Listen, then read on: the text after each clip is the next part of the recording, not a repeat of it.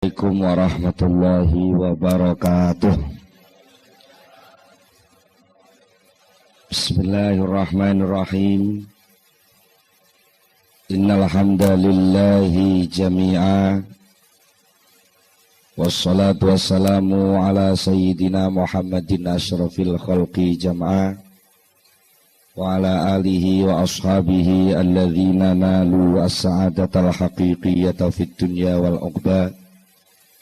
Allahumma salli ala sayyidina Muhammad abdika wa nabiyyika wa rasulika nabiyil ummi wa ala alihi wa sahbihi wa sallim taslima biqadri azamati dhatika fi kulli waqtin wa hin amma ba'du.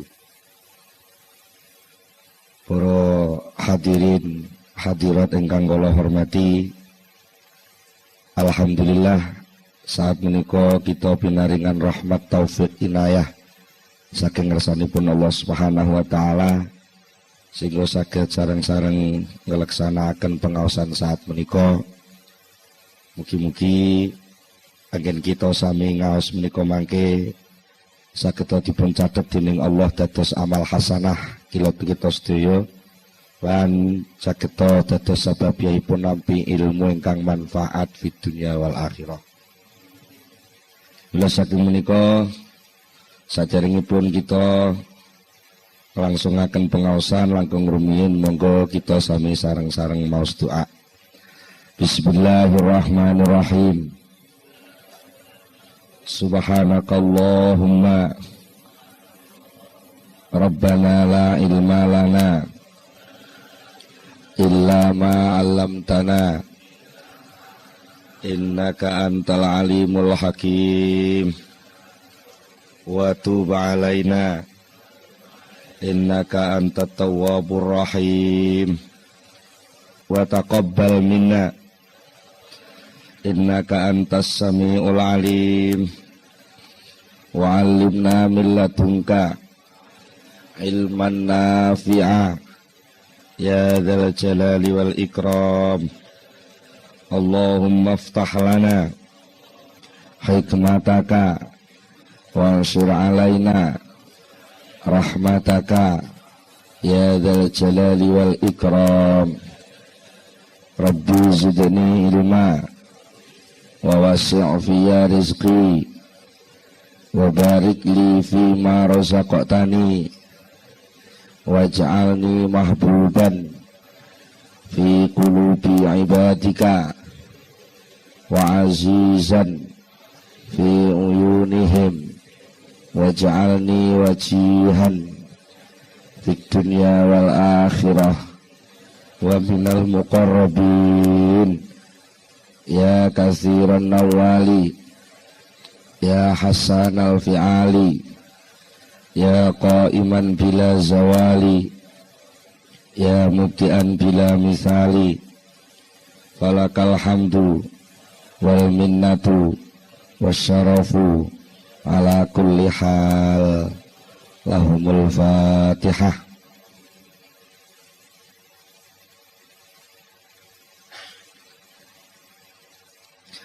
Para hadirin, para rawuh sedaya, wonten ing pengaosan ingkang kita sampun bicara masalah tasawuf secara umum saha mengenal Syekh Ibnu Athaillah Sakandari. Wonten ing kelajenganipun menika badhe kula aturaken setunggalipun tata cara utawi teknisipun ngaos Al-Hikam. Ingkang kathah-kathah kula panjenengan sedaya menika ngaos menika terkait terbiasa mirengaken pengaosan menika secara sebab akibat. Bagi biasanipun ngaos menika ngangge ilmu fikih. Nek lakone ngene hukume ngene. Nek enek sebab ngene muncule hukum ngene. Karena muncul sifat mendemi banjur omben-omben iki haram diombe. Menika sebab akibat. Lah, kadang-kadang sebab akibat menika mempengaruhi cara berpikiripun akal kula panjenengan. Nalikane kula panjenengan badhe lumebet wonten ing wilayah sing antaranipun sebab kalih akibat niku sami-sami dados wilayah sucinipun Allah. Menika kadang-kadang kula panjenengan tasih terbiasa terbawa berpikir sebab akibat. Padahal ingkang dipun waos, ingkang dipun tampilaken wonten ing kitab Al-Hikam menika sejatosipun rekaman laku rohani bagi ingkang ngarang kitab menika. Terus kitab Hikam niku penake omong ya wis enten perjalanan sing dilampahaken Syekh Ibnu Athaillah. Terus niku lika-liku perjalanan niku dipun rekam dening Syekh Ibnu Athaillah dados Al-Hikam menika ajeng kenging dipun pundhut suri tauladan dening ingkang purun kersa maos, nanging tetep mboten saged 100% persis kados ingkang dipun alami dening Syekh Ibnu Athaillah. Mula saking menika menawi kepengin mendekati, memahami, ngrasakno napa sing ditulis teng Hikam, nggih mbuh pirang persen kudu ngalami memposisikan diri kados posisine Syekh Ibnu Athaillah. Nek namung sekedar niat ngaji Hikam kok mengajeng ngamati lakune wong tasawuf mboten truk. Mboten paham. Menawi namung kira-kira niku jenenge namung kira-kira. Nah niku saged diperdebataken menawi namung kira-kira. Lah ngaos Hikam menika mboten kangge nyalahno benerno wong. Tapi ngaos Hikam menika kangge nglungguhaken manah kula panjenengan sedaya niki supados saged ngraosaken ya napa to sakjane rasane dadi kawulane Allah sing tenang. Niku rasane dadi kawulane Allah sing tenan niku dos pundi. Menawi soal fikih niku soalipun soal lakonku ngene iki salah apa bener. Niku soal fikih. Utawi memahami ngene iki diperintah Allah, nggih. Paham diperintah Allah, tapi lek Al-Hikam utawi tasawuf niku pun mboten ngoten. Nglakoni perintahe Allah kuwi lho rasane piye? Ngoten. Benten nggih. Mila lajeng perlu enten semacam arahan menawi mangke panjenengan nuwun sewu mirengaken keterangan saking pengaosan Al-Hikam. Ajeng wonten sing nuwun sewu, wah gak mathuk akal ngoten. Pancen Al-Hikam niku sak gedakan. Sak gedakan niku cara ngriki napa? Sepintas nggih. Sak gedakan lawaran ngoten niku gampang bentrok kalih akal. Jane mboten bentrok, cuma kebiasaan akal sing kulino berpikir sebab akibat, terus diajak untuk berpikir tentang sesuatu sing mboten berkaitan kalih sebab akibat, tapi munculnya sebab dan munculnya akibat. Lalu ngrasakno piye lek wis nglakoni sebabe, kapan piye rasane lek nglakoni akibate. Itu apa yang harus dilakukan secara rohani, secara kehambaan, secara keimanan, ketundukan, kesujudan kepada Allah Subhanahu wa taala menika. Iki rek diringkes apa to tasawuf niku? Tasawuf paknane ya nyahadatno laku sakbare nyahadatno lambe.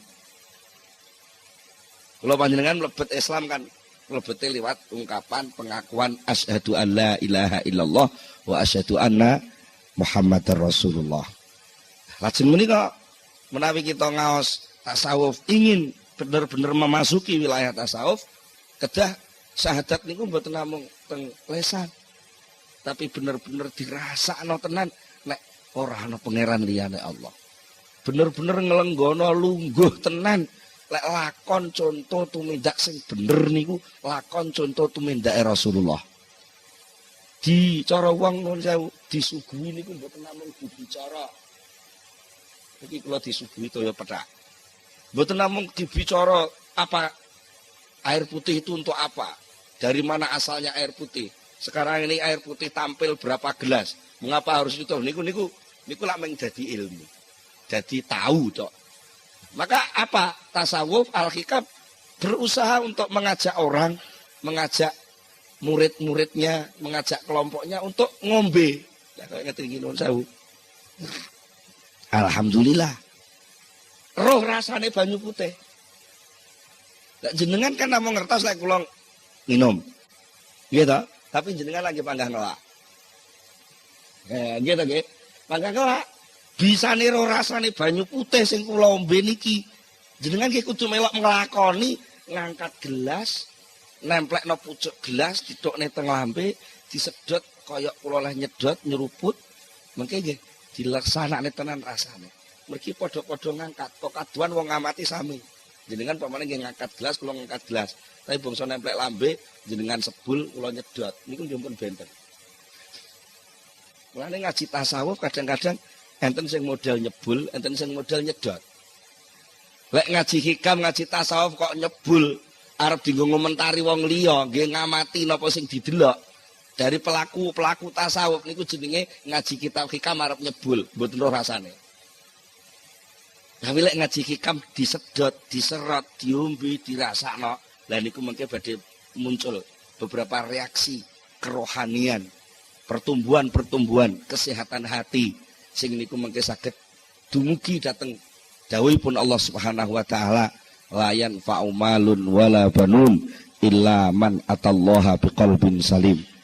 Suatu ketika hari itu tidak berguna lagi yang namanya harta dan anak buah, kecuali hanya hati yang datang kepada Allah dengan sehat selamat.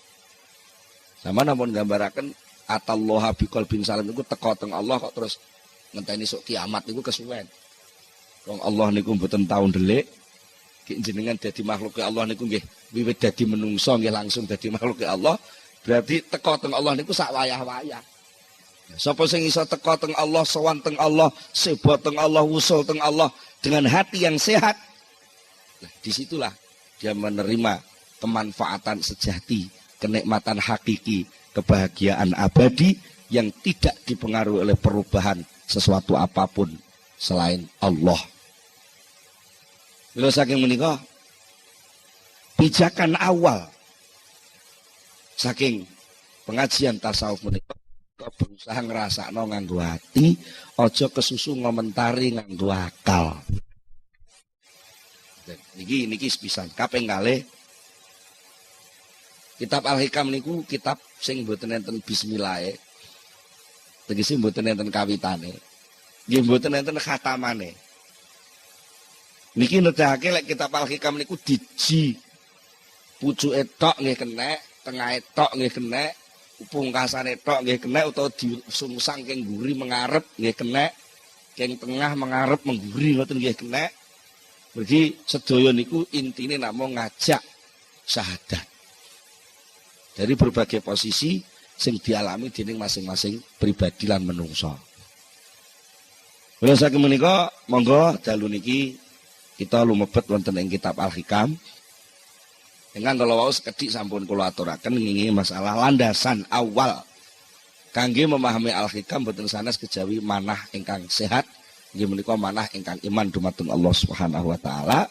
Pertama kali yang harus dicanangkan adalah keyakinan, kepercayaan yang kuat bahwa tiada Tuhan selain Allah sing iso ngenangene lan ngenak-ngenekno segala sesuatu niku mung Allah Subhanahu wa taala. Sak liyane Allah mboten enten napa-napane. Iniki kangge omben-ombene ati. Niku dasar awal. Mila wonten ing dawuhipun Syekh Ibnu Athaillah Sakandari ingkang pertama kali dipun dawuhaken nggih menika nyangkut soal ketergantunganipun menungso. Nggih menika soal iktimad. Dawuhipun ngeten. Min alamatil iktimadi 'alal amal nuqsanur raja'i 'inda wujudiz zalal. Min alamatil iktimadi iku setengah saking tetengere gantung. Wong kuno lek maknane tetanggenan. Tetanggenan niku cara sakniki ngendel-ngendelke. Duwe piandel. Termasuk tanda-tandane wong sing tetanggenan ning gone amal. Iku nuqsanur rajai, sudone pengarep-arep. Cara wong sakniki hilangnya harapan. Inda wujudi zalal nalikane onone kesalahan. Niki iktimat ketergantungan. Napa to iktimat niku? Iktimat menika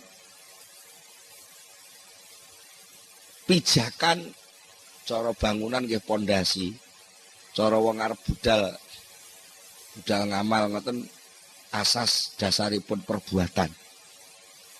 Enten tiyang niku sing gantungno ngamal, kenapa gantungno keberhasilan niku melalui pekerjaan. Kalau saya bekerja keras, maka saya pasti sukses. Kalau saya beramal sungguh-sungguh, maka saya pasti masuk surga. Nah, niki jenenge mengaitkan antara amal dengan hasil. Niki pancen sebagai dorongan wong tuminta koyok-koyok bener. Tapi niku mungkin dibenturke tengene tauhid. Tengene Allah Subhanahu wa taala niku kurang pas. Napa kurang pase? Mergo ngamal niku makhluk. Amal itu makhluk. Makhluk itu ya makhluk, bukan khalik. Karena bukan khalik, amal itu tidak bisa berbuat apa-apa dan tidak bisa membekaskan apa-apa, tidak bisa memunculkan apa-apa. Kalau toh selama ini kita amati, entah itu pakai ilmu sosial, ilmu apapun, ilmu eksak macam-macam bahwa ada sebab dan akibat. Itu sebenarnya bukan yang memunculkan akibat itu sebab tadi. Tapi menurut keyakinan iman la ilaha illallah, sebab itu ciptaan Allah, akibat ciptaan Allah, cuma Gusti Allah lek gawe digandeng bareng. Bukan sebab yang membuatkan akibat. Bukan bekerja yang membuat orang sukses. Tapi bekerja itu ciptaan Allah, sukses itu ciptaan Allah, karo Allah gawene digandeng, dijejerno. Buktinya apa? Suatu ketika Allah punya kehendak juga bahwa antara bekerja keras dengan sukses itu gak digandeng. Wis jeleput cul cilik. Jadi kerja dari yang paling nol dibayar ke oleh loro wis nglewang. Niku artinya sebab sukses oleh Allah diputus, maka Allah pun tidak memunculkan akibat. Kadang-kadang Allah juga memunculkan akibat. Sebab itu dirahasiakan oleh Allah. Itu sakarepe dhewe Gusti Allah. Sakarepe dhewe.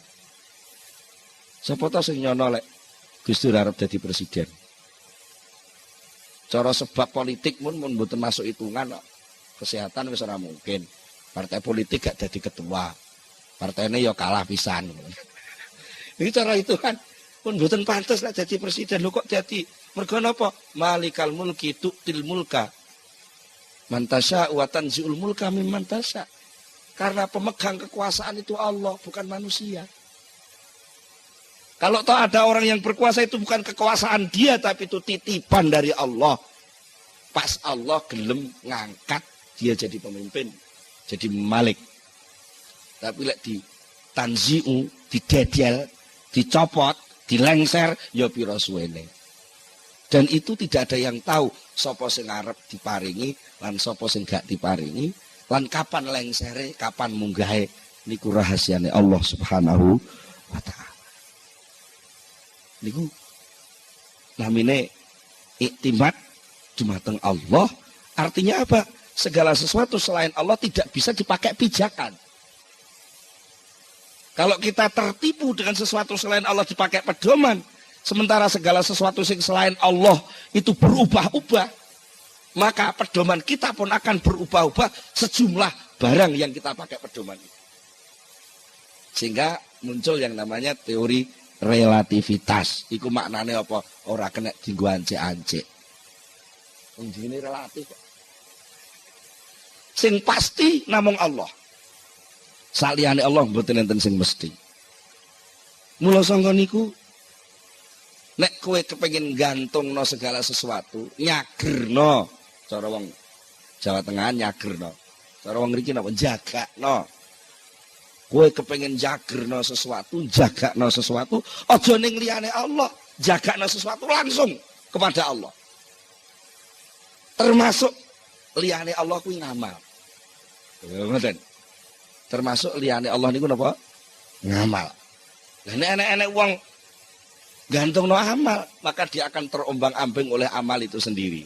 Lek ngamale sukses, ngamale bener menurut jalur rancangan sing ditetepno, dia merasa pasti jadi. Tapi lek rancangan amal ini pun melenceng saking rencanane, dia terus ngelokro. Wah, gagal ini. Seakan-akan gak ada harapan jalan keluar lagi. Karena merasa jalan satu-satunya ya liwat program mang. Lek program memang gagal ya hasilnya gagal pisan. Padahal ada kekuasaan Allah yang bisa menarik seseorang bisa mendapatkan kesuksesan tanpa melalui sebab sing diamali niku wae. Niki jenenge bertauhid. Bertauhid. Dados enten sing takok, biasanya enten sing takok, lah terus pundi terus suruh bekerja keras. Tapi lah kok diomongi jadi kerjaan itu enggak ada nilainya, enggak ada apa-apanya.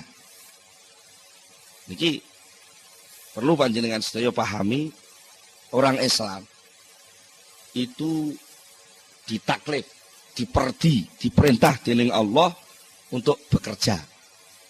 Bekerja termasuk amal itu bekerja. Salat itu bekerja. Nggih. Nyambut gawe teng toko, teng pasar niku bekerja. Niku sing merintah Allah. Nggih, merintah Allah. Ana kalane perintah niku bentuke fardhu ain. Masing-masing orang harus mengerjakan bentuk yang sama. Niku namanya fardhu ain. Enten sing fardhu kifayah.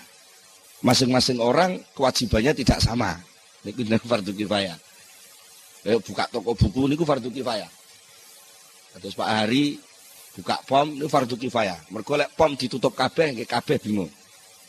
Mane niat buka usaha ampun niat sekedar golek bati. Eman-eman. Buka usaha niku niate nglakoni perintahe Allah sing rupa fardhu kifayah. Dadi wong tani nggih ngoten. Dadi wong tani niku buka lakon pertanian kok niat ingsun nglakoni fardhu kifayah. Niku jenenge amal al-matlub. Pekerjaan yang diperintahkan, dituntut oleh Allah kepada hamba yang namanya manusia. Ketika hamba itu dituntut mau melaksanakan pekerjaan, dia diridhoi, didemeni, disayangi, dimaremi Allah Subhanahu wa ta'ala. Sementara pada saat yang sama juga dia dituntut, diperintah oleh Allah untuk tidak menggantungkan keberhasilan amal itu kepada amalnya. Artinya hasil dari amal itu jangan dikaitkan dengan pekerjaan yang dia jalankan. Wangel nggih? Angel. Napa kok angel? Mergo latihane cul cilik gak ngono. Latihane cul cilik iji SD mau wis dituding-tuding. Kowe lek gak gelem sekolah gak iso urip kowe. Kadung dingonokne. Gene niku pun mancep cul cilik. Sampai dadi nganten mon mbek maratuane dituturi. Wong wis duwe bojo kudu usaha. Lah ora usaha bojomu merepakani apa? Lali lek enten jenenge takdir pandum keng Allah niku lak. Soal kebutuhan mangan, kebutuhan hidup. Soal sukses dan tidak sukses niku sing ngedum Gusti Allah. Soal kerja sing merintah Gusti Allah. Apa bedane? Pandum karo perintah. Beda. Lek pandum niku sing ngerjakne Allah. Lek perintah sing ngerjakne kawulane. Beda banget. Tebe. Lah krana pandum niku pekerjaane Allah, urusane ki Allah sing ngurusi. Kapan tekane, nganggo cara apa suksese, liwat ndi sukses iku teka. Nggih ngoten ta nggih? Njenengan piyambak kadang duwe rancangan wis mening-mening wis pokoke mesti go. Ngoten. Tibake teko mbepok gagal. Kadang-kadang wis diputusne gagal aku oleh urip iki kene. Gagal rencanane wis. Tibake dadakan moro enek wong mara. Lagi perkara arep lunga ngoten mawon. Menungso niku sering kecelek kok. Sering kecelek nggih. Terus gak iso budal aku. Gak iso. Keri-keri ora enek kancane teko saya budal. Niku lagi di luar rencanane menungso. Lan niku dadi gitu. Dadi. Lah nek ngono tengok-tengok ae ora usah usaha, jenenge wong purek. Purek terus mesti purek, wong diperintah ora budal lak purek. Mergo napa dianggep budale niku ora enek gunane lho, soal guna gak guna sing mutusi duduk kowe. Guna gak guna sing mutusi Gusti Allah. Napa anggit sampean salat niku enek gunane? Cobi sampean pikir, salat niku enek gunane? Wong mek jengkang-jengking, ngambusi lemah, ngubling ngoten niku. Nuwun sewu niki. Sampeyan pikir napa ngono kuwi enek gunane? Mboten enten to cara akal lho nggih, pandangan akal. Apa yang bisa tumbuh dari pekerjaan salat? Enggak ada apa-apanya. Enggak ada apa-apanya. Tapi mengapa itu diperintah? Yo urusannya sing merintah. Lan aku diperintahkan ngubling kok manut, ya manute kuwi jane sing dadi soal. Manute kuwi lho. Lah nek kowe nganggo teori mengapa sholat itu diperintah? Karena sholat itu kalau dilaksanakan bisa menyehatkan diri lahir batin. Dosa wis salat tenan, dibayar awake malah lara. Oh, lek ngono salat iki ora iso nyehatno wong. Lah akhirnya terus curiga karo perintah Allah. Lah Gusti Allah dicurigai ku kawula cap apa nyurigai Gusti Allah. Di sini. Maka kita mengerjakan segala sesuatu ya mengerjakne tok. Ya nikmatilah pangkatmu sebagai pekerja.